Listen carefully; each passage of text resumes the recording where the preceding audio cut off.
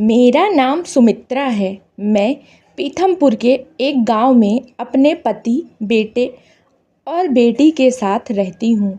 मेरा बेटा एक लड़की से प्यार करता था और उसी से शादी भी करना चाहता था। लेकिन मैं नहीं चाहती थी कि उसकी शादी उस लड़की से हो, क्योंकि वो लड़की मुझे बिल्कुल भी पसंद नहीं थी। मैंने उसे बहुत समझाया और फिर बहुत मुश्किल से उसकी शादी गांव की एक सीधी साधी लड़की से करवा दी। इस लड़की का नाम रीता है। मुझे पता था कि वो लड़की मेरे बेटे और इस घर के लिए बहुत अच्छी है, इसलिए मैंने उस लड़की की शादी मेरे बेटे से करवा दी। शादी के बाद रीता हमारे घर में आई। रीता गांव से थी, इसलिए घरेलू कामकाज के साथ बड़ों का आदर और सम्मान भी करती थी। अभी एक ही सप्ताह शादी को हुए थे। फिर मुझे लगने लगा कि मैंने अपने बेटी की शादी इस लड़की से करवाकर बहुत अच्छा किया। मेरा बेटा मोहित भी अब खुश लग रहा था। लेकिन उस रात के बाद मेरी यह सोच बदल गई। एक रात करीब 2 बजे मेरे बेटे के कमरे से चीखने की आवाज़ आने लगी। यह चीखें मेरी बहू की थी। मैंने थोड़ी देर तक सुना, फिर वो चीखना बंद हो गया। मेरे पति राजेंद्र को भी यह सब सुनाई दिया था, लेकिन फिर हमने उन्हें रात में पूछना उचित नहीं समझा, इसलिए दरवाज़ा नहीं खटखटाया। सुबह मेरी बेटी भी बोल रही थी कि मम्मी, रात को कौन चीख रहा था। मैंने उसकी बात काट दी और कहा कि कोई नहीं, शायद कोई बाहर से चीख रहा था। मेरी बहू का स्वभाव उस दिन से बदल गया। वो उस दिन पूरे दिन चुपचाप थी। मैंने सोचा शायद पति पत्नी के बीच की कोई बात होगी, इसलिए मैंने कुछ पूछा नहीं। अगली रात फिर 2 बजे वही हुआ। मेरे बेटे के कमरे से फिर से चीखने और रोने की आवाज़ आने लगी। उस रात तो वो आवाज़ काफ़ी टाइम, करीब 10 मिनट तक चली थी। मेरी बेटी उठ गई और उसने हमारे कमरे का दरवाज़ा बजाया। मैंने दरवाज़ा खोला और देखा तो वो बहुत डरी हुई थी। मेरी बेटी खुशी बोली, मम्मी यह क्या है? भाभी रोज़ रात को रोती और चीखती क्यों है? क्या होता है कमरे के अंदर? चलो अभी दरवाज़ा खुलवाते हैं। मैंने पहले मना किया, फिर उसके जिद करने पर मैं दरवाज़ा के पास जाने लगी तो मेरे पति ने मुझे रोक लिया और कहा कि रुको, अभी बात मत करो, कल सुबह दोनों से बात करते हैं। फिर मैं रुक गई और उस रात को मेरा सोना मुश्किल हो गया था। सुबह मेरी बहू जल्दी उठकर घर के काम में लग गई। मैं सुबह अपने बेटे के कमरे में गई और उससे पूछा, क्या बात है, रात को बहू रोती क्यों है?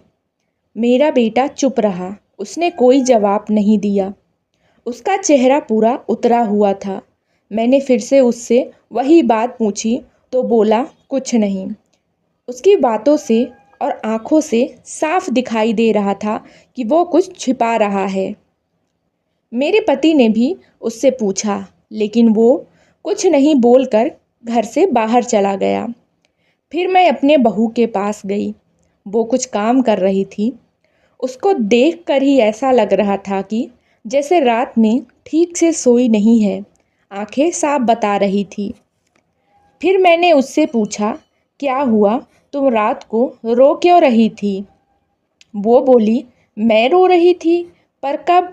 मैं तो सो रही थी और मुझे तो कोई आवाज़ नहीं आई। आप क्या बात कर रही हैं? मैं उसकी बातें सुनकर हैरान हो गई। उस कमरे में ऐसा क्या हो रहा था? यह बात या तो मेरी बहू जानती थी या मेरा बेटा, लेकिन दोनों ही कुछ नहीं बता रहे थे। पर दोनों के चेहरे से साफ पता चल रहा था कि कुछ है जो यह दोनों छिपा रहे हैं, लेकिन है क्या? अब तो डेली का यही हो गया था। अब जब भी रात आती मुझे नींद ही नहीं आती थी, क्योंकि आधी रात को फिर वही होता। बहू जोर से चीखती और रोती। मेरे मन में कई सवाल थे कि आखिर क्या होता है उस कमरे में और ये दोनों क्या छुपा रहे हैं। फिर एक रात करीब 1 बजे मेरे घर में वो हुआ जो मैंने कभी सोचा भी नहीं था। मेरी बहू रात को कमरे से बाहर आ गई। उसके कपड़े इधर उधर कहीं भी जा रहे थे। उसे कुछ होश ही नहीं था। बाल खुले थे और वो घर के चौक में आकर बैठ गई और ज़ोर से चीखने और रोने लगी। हम सभी घर वाले बाहर आ गए। मेरा बेटा भी कमरे से डरा हुआ बाहर आया। बहू की ऐसी हालत देखकर हम सब डर गए थे। मैंने मेरे बेटे से पूछा कि यह क्या है। वो बोला, बस माँ देख लो, यह रोज़ रात 1 बजे ऐसे ही किया करती है। मैं आप लोगों को क्या बताऊँ। सुबह जब मैं उससे पूछता हूँ तो उसे कुछ याद ही नहीं रहता। वह बोलती है, मैंने तो कुछ नहीं किया। फिर बहू जब थोड़ी देर बाद शांत हुई तो मेरा बेटा उसे कमरे में ले गया और सुला दिया। मैं सोच रही थी कि यह क्या है। मैंने मेरे बेटे को कहा कि तू उसे उसके घर छोड़ आना सुबह, और मैं उसकी माँ से बात करूँगी। सुबह होते ही मेरा बेटा उसे कुछ बहाना करके उसके घर छोड़ आया। फिर मैंने उसकी माँ से बात की। उसकी माँ ने कहा कि यह क्या बोल रहे हैं आप, मेरी बेटी ऐसा बिल्कुल नहीं करती है। मैंने जो सोचकर मोहित की शादी उससे की थी, वैसा अब बिल्कुल कुछ भी नहीं सही चल रहा था। बहू को छोड़े अब लगभग 25 दिन हो गए थे। इस दौरान उसके घर से फ़ोन आता रहा, लेकिन मैं टालती रही। मेरा बेटा भी कह रहा था कि अब मैं उसे वापस नहीं लाऊंगा। उसने कहा, मेरे वो दिन कैसे निकले मैं ही जानता हूँ। मैं उसे वापस नहीं ला सकता। कहीं उसने मेरी जान ले ली तो क्या करोगी। मैंने उस पर फिर ज़्यादा दबाव नहीं डाला, पर मैं अपने आप को कोस रही थी कि मैंने अपने बेटी की शादी उस लड़की से क्यों करवा दी। अब मेरे घर में कोई नहीं चाहता था कि वो वापस आए। इन्हीं सब बातों में लगभग 3 महीने निकल गए। फिर एक दिन अचानक ही मेरी बहू अपने सामान के साथ वापस मेरे घर आ गई। मैं देखकर हैरान हो गई। वो आते ही मुझसे कहती है, माँ जी, मैं जानती हूँ कि आप मेरे बारे में क्या सोच रही हैं, लेकिन सच क्या है यह आपको पता नहीं है। उसकी बातों से मुझे लगा कि कुछ है जो वो बताना चाहती है। फिर मेरा बेटा भी घर आ गया और उसे देखकर गुस्सा हो गया। उसने कहा, यह यहाँ वापस क्यों आई है। यह आ गई है तो मैं अब यहाँ इस घर में नहीं रह सकता। मैं जा रहा हूँ। मेरी बहू ने उसी समय कहा, क्यों, सच सामने आ जाएगा इसलिए डर रहे हैं। बताइए सबको सच क्या है। बताइए कि मैं उस तरह से क्यों किया करती थी। तभी मेरा बेटा बोला कि क्या सच बताऊं। सच यही है कि तुम पागल हो और रोज़ रात इस तरह से हरकतें करती हो। बहू बोली कि माँ जी, आज अगर सबसे ज़्यादा दुखी और परेशान है तो वो कोई और नहीं बल्कि मैं हूँ। मैंने अपने पति की बात मानी, उन पर विश्वास किया। मैंने कहा, तुम क्या कहना चाहती हो।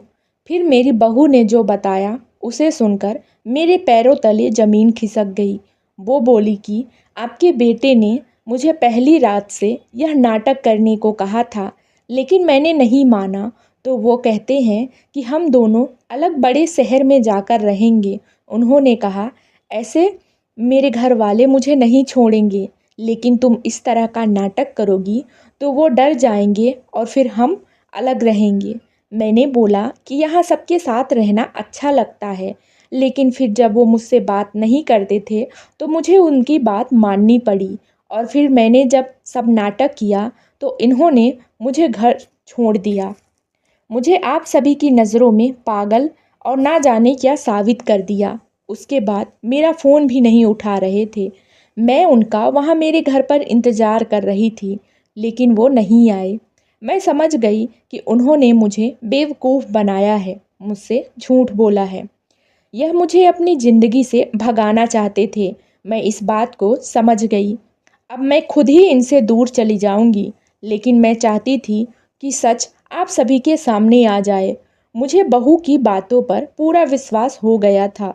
फिर मेरा बेटा बोला, तुम्हें इसे रखना है तो रखो, मेरी शादी तुमने उससे नहीं होने दी जिससे मैं चाहता था और इस गांव की लड़की से करवा दी। मैं चाहता था कि यह भी यहाँ से चली जाए। अब तुम लोग परेशान हो और सोचो कि यह मैंने क्यों किया। मैंने इसे कभी अपनी पत्नी नहीं माना और अभी भी मैं इसे अपनी पत्नी नहीं मानता। फिर मैंने मेरे बेटे को कहा कि बेटा, तुझे इस घर में रहना है या नहीं इसका फैसला तू कर ले, लेकिन मेरी बहू इस घर में ही रहेगी और जो इसे इसका हक और इज्जत नहीं देगा वो इस घर में नहीं रह सकता। तू इस तरह की साजिश कर सकता है, वो भी सिर्फ अपनी माँ से बदला लेने के लिए।